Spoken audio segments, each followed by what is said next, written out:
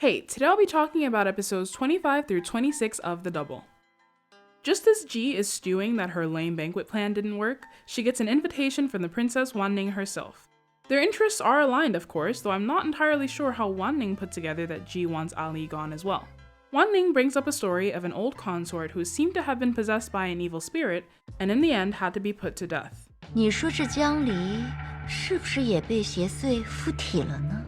Ji agrees, cloyingly noting that things have indeed been strange lately. Wanning says she can provide a royal magic man to do an exorcism on the Jiang home if she'd like, and Ji gratefully accepts.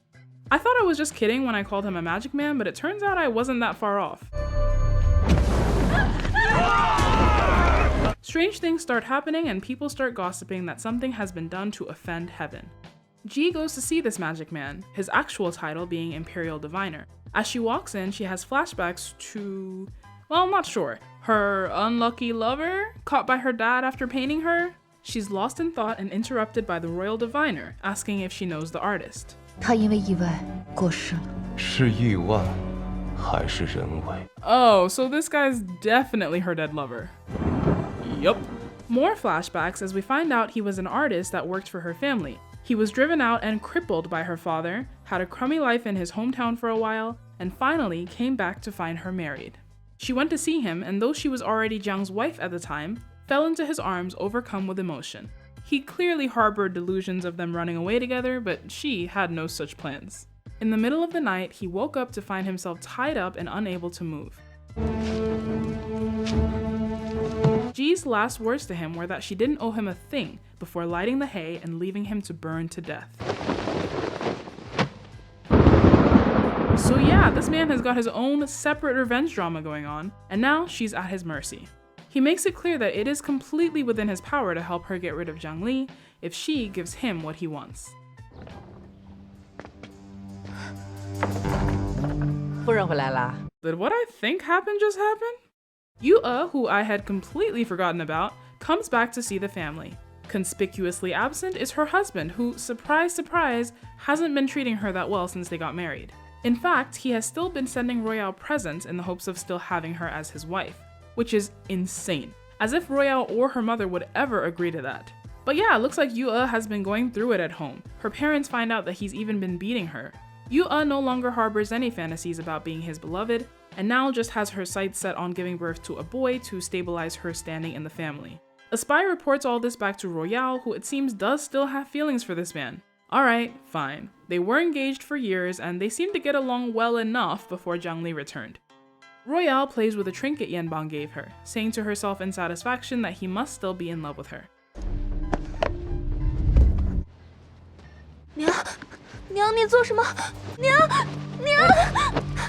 Ji scolds her daughter for her stupidity to still be in contact with this man after all he's done to her. She says a new marriage has been arranged and she will meet the man in 2 days. If she continues to play the fool, she will be disowned. No more playing around. But even this warning wasn't enough. When Royale gets a letter from Yanbang asking to meet up, she gets dressed up to go. Word of this secret meeting gets back to Yu, who is now back home. We don't find out what happened between them, but again, fine. I wish she knew better, but I'm not shocked that she doesn't.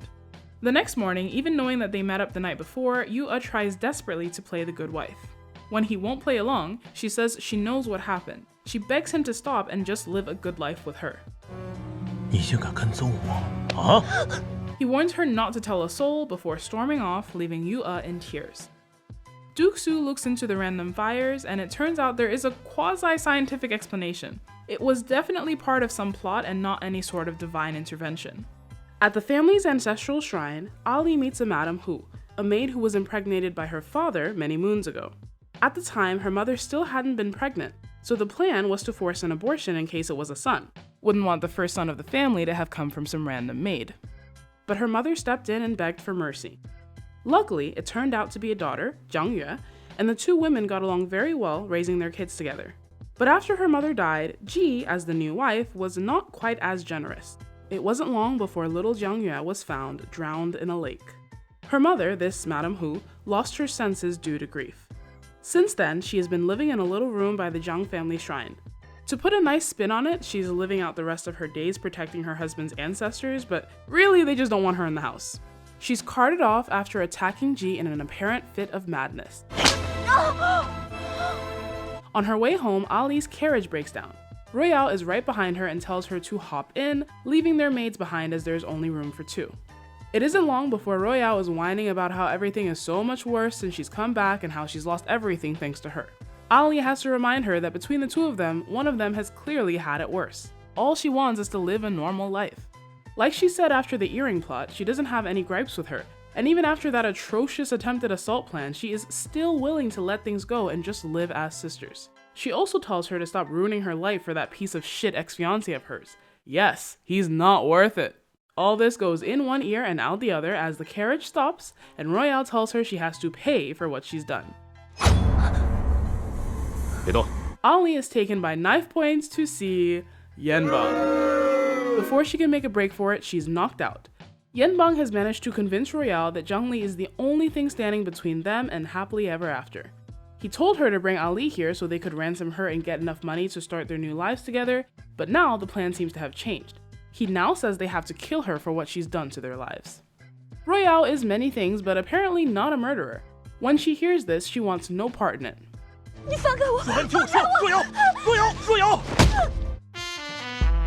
Yenbang walks in on Ali, who has woken up, asking why she set him up that night at the palace. Yu told him that she was the one who handed Yu the note, causing all of this trouble. Ali, of course, has no idea what he's talking about because Yu is a dirty liar. Remember, she picked up that note all on her own. His plan is assault wrapped up with a murder to cover things up. Royale regains consciousness in time to hear Yenbang talking about how easy it will be to get Royale to go along with all of this. He says she's grown up a pampered fool. She couldn't even tell that he never loved her.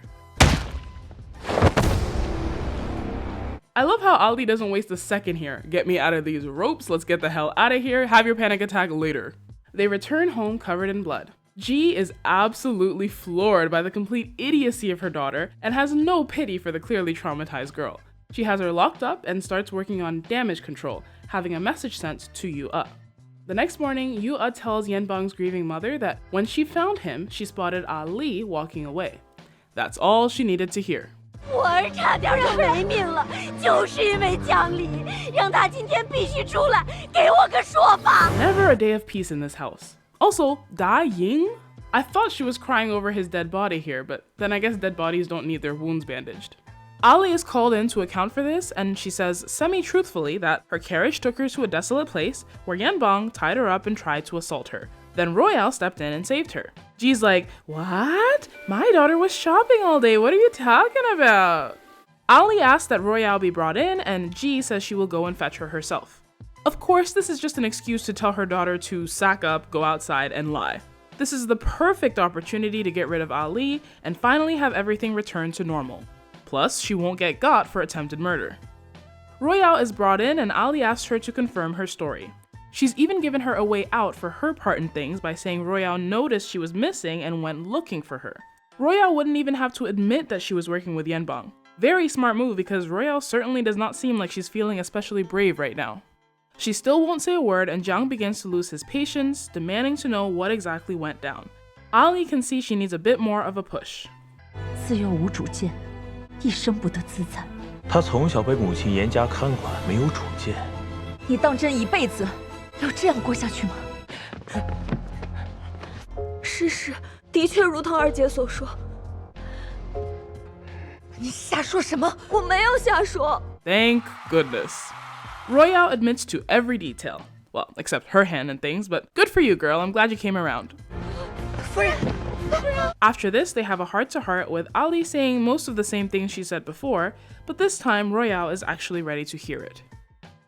So I fully believe Royale has come around and I'm glad to see it, but is it me or did she get off super easy, especially compared to Yua? They were both complicit in the banquet plot and fine, Madam G, Consort Lee, they're minors, I get it. But then thinking back to their later individual actions, Yua acted stupidly, hurting herself, but Royale continued to try and hurt Ali. It felt like she tried to run here because she was scared, not because she didn't want Ali hurt. Then even at the end here, none of these tears were for her teenage cousin about to be assaulted and killed. She was feeling sorry for herself and was angry at being made a fool of. Even Ali could see that no appeal to morals was going to convince her. She had to first change the story so Royale wouldn't worry about getting herself in trouble, and then make sure to refer to what Yanbang said about her to get her to wanna prove him wrong. What I'm saying is, every thought in Royale's head is only about Royale. There's no worry about Zhangli. It's, I don't want to be controlled by my mom anymore, so there. 15 is more than old enough to have developed some compassion for people other than yourself. Teenager or not, she seems like a shit person. She can still grow and change, of course, and I hope she does, but for now, trash. Meanwhile, Yu-ah, the younger one, gets the real comeuppance. Yu-ah coming back to the family with trunks of gifts so she could pretend her husband cares about her, only for the trunks to be filled with her own dowry gifts. I mean, that's sad as hell. Imagine having to go back to your parents trying desperately to keep up appearances while you're being abused at home by your husband, at 14. Overall, I feel I've been a lot more forgiving of these two than I usually am for harem characters who are often supposed to be close in age, which I feel isn't very fair. After some introspection, as superficial as it sounds, I think a major factor is that they look younger. Actors in these shows often have to act as their older counterparts, so it of course makes sense to cast people who can do the full range. I don't know how old these two are, but the point is I'm definitely seeing and feeling teenager when I look at them, and not 30-something pretending to be a teenager. Their age is always at the forefront of my mind, and it turns out that made a big difference to me. I certainly have more sympathy for the youth than Ali does. It kind of killed me when she was acting all high and mighty, calling Royale stupid for being so blinded by love. Ma'am, I don't know if you've been acting so long you've forgotten, but you're not actually 18. You're a grown woman who's been through a whole marriage and murder divorce. Of course you understand the world better. It was really funny watching Yua trying to intimidate her in that one scene. 若是日后我变成了那正堂上坐着的周夫人，定会回来好生感谢二姐。 She's about as threatening as one of those tiny purse dogs. So anyway, I wonder if this is the last we'll see of old Scarface. She's now living a life right out of Stephen King's Misery. Yenbang looks like paralyzed, and recovery doesn't seem to be in the cards. But she's all, I will stay by your side and take care of you, and we will be together forever and ever and ever. 我会做好你的周夫人，好好照顾你。 He deserves every bit of whatever Yua has planned for him. What a waste of air, this one. That plan of his. And speaking of dumb plans, Shuran! Girl, what the hell were you thinking with this? He was tied up and unconscious. All you had to do was light the fire and go, and you would have given yourself plausible deniability. But no, you just had to have your Daenerys Targaryen moment, and now look at you. This man has come back to ruin your life. Tragic. Till next time, thanks for watching.